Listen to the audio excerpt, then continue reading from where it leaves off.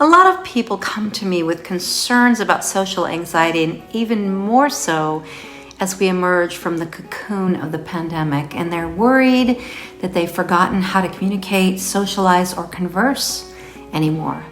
And an event like a life-threatening pandemic can certainly lead to social anxiety. So in this edition of Overcoming Anxiety, we're discussing causes and symptoms, and most importantly, how to overcome social anxiety. I'm Melissa Boer-Jacobson of Confident Life Coaching and Hypnotherapy. If you're new to my channel, now would be a great time to subscribe so you can be notified every time I drop a new video in this series, as well as other helpful videos, all designed to help you and your family overcome unwanted issues and have phenomenal coping skills.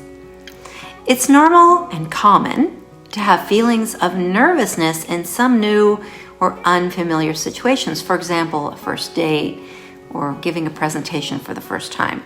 But for people with social anxiety, normal daily interactions can be exhausting and even terrifying. Shopping, going to a restroom in public are out of the question. Talking on the phone is to be avoided. Raising your hand in class, forget it. People with social anxiety often worry intensely about social situations. They stress for days or weeks before an event. They numb themselves with alcohol before social situations. They miss school or work because of anxiety, or avoiding social situations whenever possible, and they suffer with worry and anxiety that people are noticing that they're nervous and anxious. Again, that anxiety about being anxious, vicious cycle that we've discussed in previous videos. People with social anxiety feel self-conscious and embarrassed in conversations and social settings. They even experience fear, terror, and significant physical symptoms. Turning red in the face, feeling nauseous, sweating, shaking, stuttering, feeling dizzy, or even feeling like their heart is going to pound out of their chest. People with social anxiety can be obsessed with and paralyzed by fears and thoughts around saying or doing the wrong thing, looking stupid, foolish, being embarrassed, and most importantly, being judged. And this becomes a vicious, exhausting, and unending habit of thought that feels like it's running the person and becomes increasingly limiting. Now, social anxiety has several causes, but for many people, it's caused by an experience and a corresponding belief from the past, like bullying, trauma, family, emotional, or sexual abuse, or modeling from family members who've also had disordered social anxiety.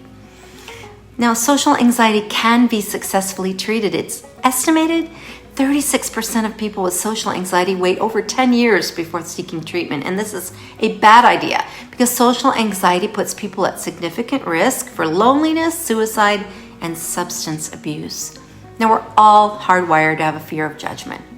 In fact, it's what we call a genetic memory that comes from our ancient tribal past, when going in front of a judge meant certain death. What people with social anxiety may not realize is that the repeating thoughts and the images of being judged and criticized are actually self-perpetuating. And they create an image and a sort of instructional blueprint in your mind. The truth is that people are so busy judging themselves, they really are not worried or even thinking about you. What are some things one can do today to help with social anxiety? Well, number one, get adequate sleep.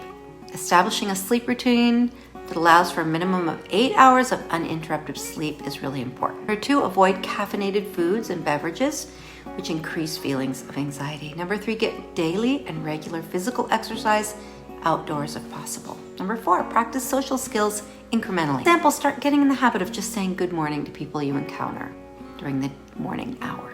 Social anxiety is a terrible prison, but there is effective help to overcome and be freed of it. And hypnotherapy has been shown to be an effective treatment for anxiety, including social anxiety, especially when combined with cognitive behavioral therapy techniques such as the ones that I use. Hypnotherapy can rewire your thoughts and automate them so you can be calm, relaxed, and be self-trusting in your ability to know and do what to say in any and all circumstances. It can teach you to have unshakable self-esteem, self-worth, and most importantly, self-trust. And when these beliefs replace old beliefs about being judged, we become rejection-proof. Fear of being judged or rejected disappears, and we become free to do all the many things we want to do in life with joy.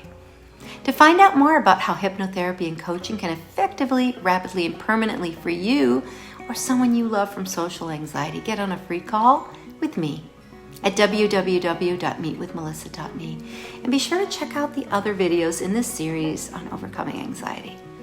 See you in the next video, Overcoming Health Anxiety.